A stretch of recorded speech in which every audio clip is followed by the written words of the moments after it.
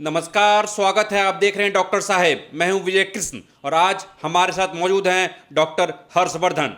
Doctor साहब PMCH Patna medical college Patna में nephrology department में एसोसिएट प्रोफेसर हैं। आसान भाषा में समझें तो ये पटना के जाने माने किडनी रोग विशेषज्ञ हैं। डॉक्टर साहब बहुत बहुत स्वागत है। बहुत बहुत धन्यवाद। हाँ, डॉक्टर साहब से आज किडनी रोग के संबंध में जानना चाहेंगे। डॉक्टर साहब हमारे दर्शकों को बताएं जो पटना समेत दूर दराज इलाके में बैठे हैं, किडनी से संबंधित क्या क्या बीमारी होती है। अमूमन सभी लोग जानते हैं कि मानव शरीर में दो किडनियां होती हैं, एक्सेप्शनल केस में एक किडनी भी होती है और दोनों का फंक्शनिंग करना बहुत ज़रूरी है। तो आप हमारे दर्शकों को बताएं जो पहले अगर किडनी की समस्या से कोई भी पीड़ित है तो क्या क्या लक्षण होते हैं। सबसे पहले आप लोग किस तरीके से पता करते हैं ये किडनी से बीमारी से पीड़ित है। तो जैसा कि आपने सवाल पूछा, किडनी के बीमारी के कुछ प्रमुख लक्षण होते हैं। उनमें सबसे जो लक्षण है, सबसे ज़्यादा जो होता है वो है पैर में या शरीर में सूजन होना, पेशाब में झाग आना, खून की कमी होना, उल्टी का आभास होना, भूख कम लगना। ये सब कुछ प्रमुख लक्षण हैं किडनी की बीमारियों के। डॉक्टर साहब बताएं जो किडनी की बीमारी अगर किसी को हो जाती है तो सबसे पहले वो किडनी कैसे सुरक्षित करे, है ना। इनकी बीमारी आप बताते हैं ये आपको हो गया है तो ये तो कई रीजन से होते हैं, तो हमारे दर्शकों को बताएं इसको कैसे सुरक्षित रखें। क्या खान पान के लिए, क्या दवा के लिए आप प्रिस्क्राइब करते हैं। तो किडनी बीमारी होने का सबसे बड़ा कारण पूरे दुनिया में डायबिटीज़ है, ब्लड प्रेशर है, दर्द की दवाइयों का अनवरत सेवन है, कुछ कुछ आनुवांशिक बीमारियां हैं जिसकी वजह से हमारी किडनी ख़राब होती हैं।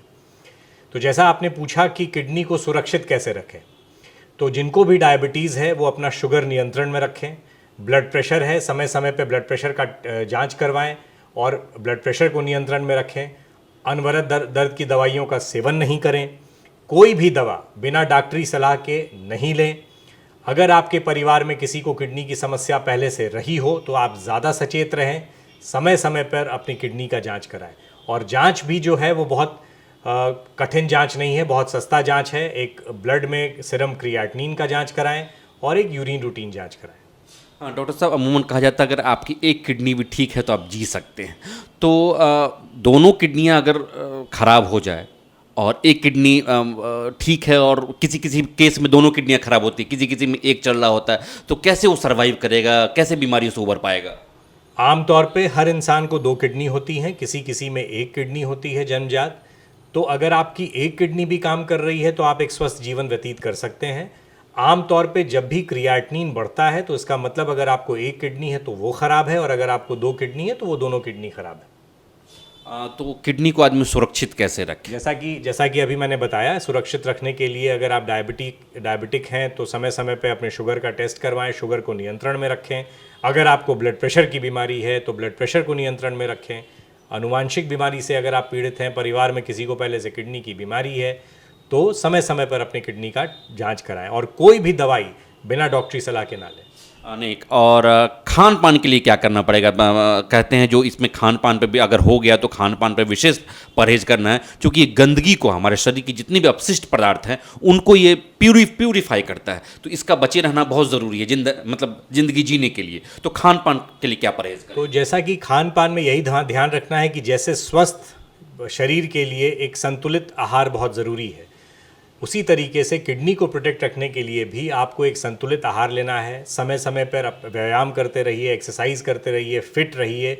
और जहाँ तक खान पान का सवाल है तो जो खान पान एक स्वस्थ खान पान है वो आपको भी उसका भी सेवन करना है। जब बीमारी अपने अंतिम स्टेज पे होती है तब हम कहते हैं कि कुछ प्रोटीन के पदार्थों का रिस्ट्रिक्शन करें, अदरवाइज़ आप जो एक स्वस्थ खाना है वो आप खा सकते हैं।